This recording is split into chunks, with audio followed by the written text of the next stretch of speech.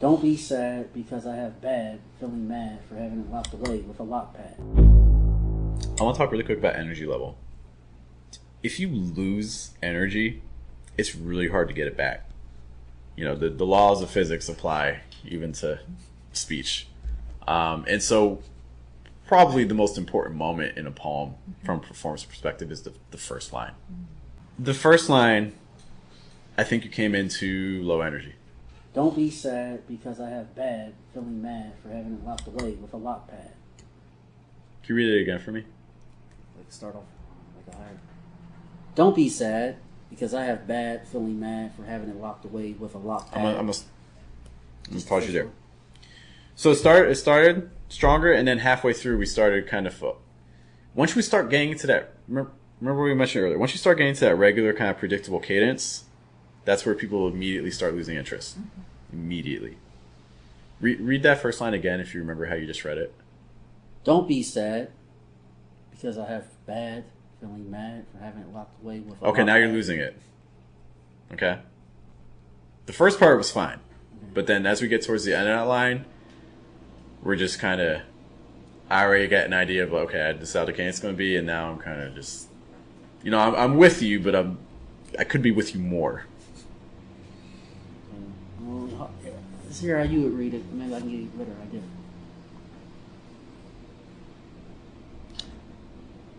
Again, never read this before.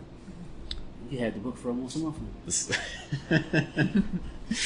now. I am a slow reader, sir, and my book pile is massive. Don't be sad, because I'm bad. Feeling mad for having it locked away with a lock pad. And who holds the key? The one that believes in me. So go away, bad. I'm no longer feeling sad because I am with you. Get the idea?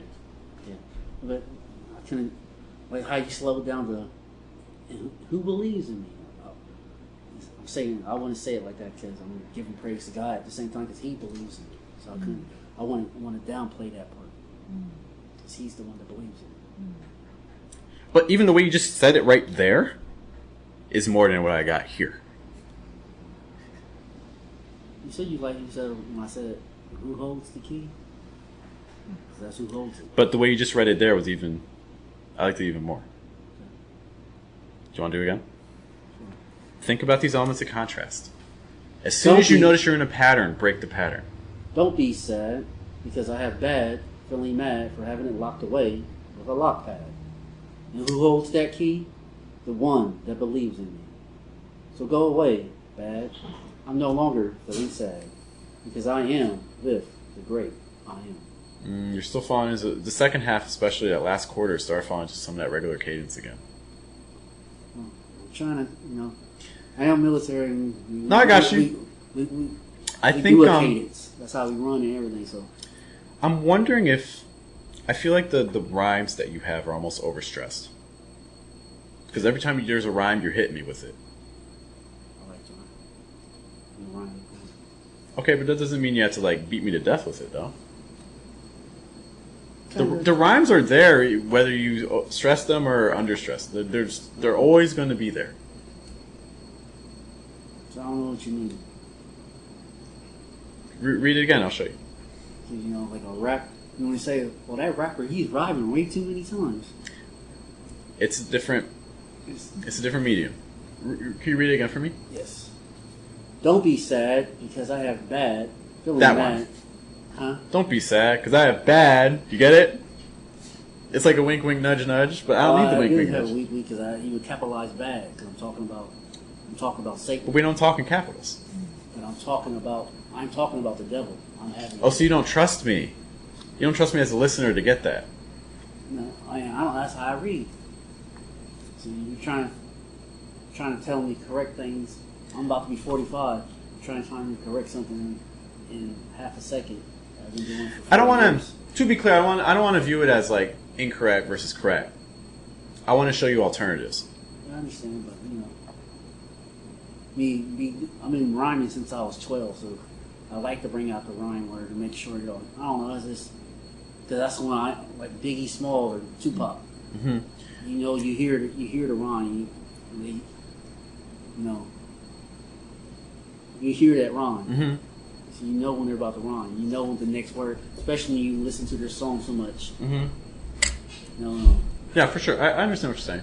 So I think what can happen with rhymes is it could become really. It almost takes you out of the poem because you start listening for the rhyme instead of for the content. Like you're it almost becomes like a guessing game, or it becomes that you just start listening for the rhyming word instead of all the things that come in between. Even though the things that come in between, there's more of that. A lot more of that. Other general questions or things for me just about the topic? I guess like go ahead. Go ahead. No, go ahead. Oh, I mean, with the rhymes, like, what is like,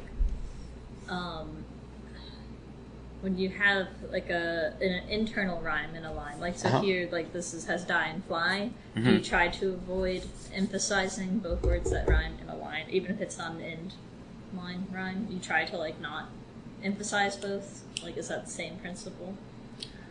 Personally, for me, yeah, my strategy is to downplay it because I don't want it to distract. I think rhymes can easily distract if we're not careful, and because a lot of times if I'm telling you a poem, I'm trying to keep you into an experience. I'm trying to convey something to you, and I think that rhyming can take you out of that moment. And if I take you out of the moment, it's very hard to bring you back in.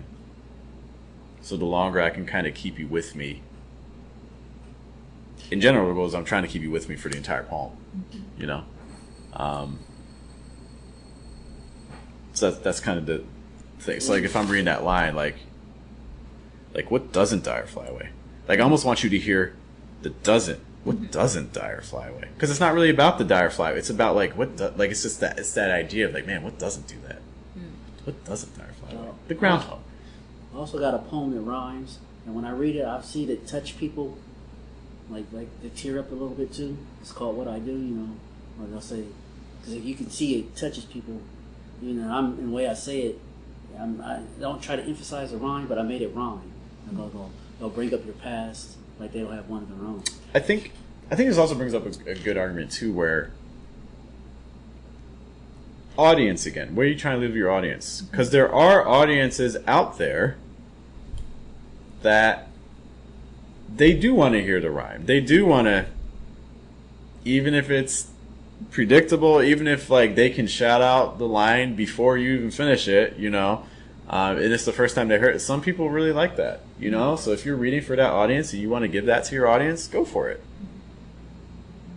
I would say in general, that's not what I'm talking about. Is more kind of like general communication, general poetry reading. But if you're talking about catering to a specific audience, you know, slightly different argument. But in general, I think a lot of these things that we talked about today with these elements of contrast can work with a variety of different audiences and a variety of different interactions that you have with people.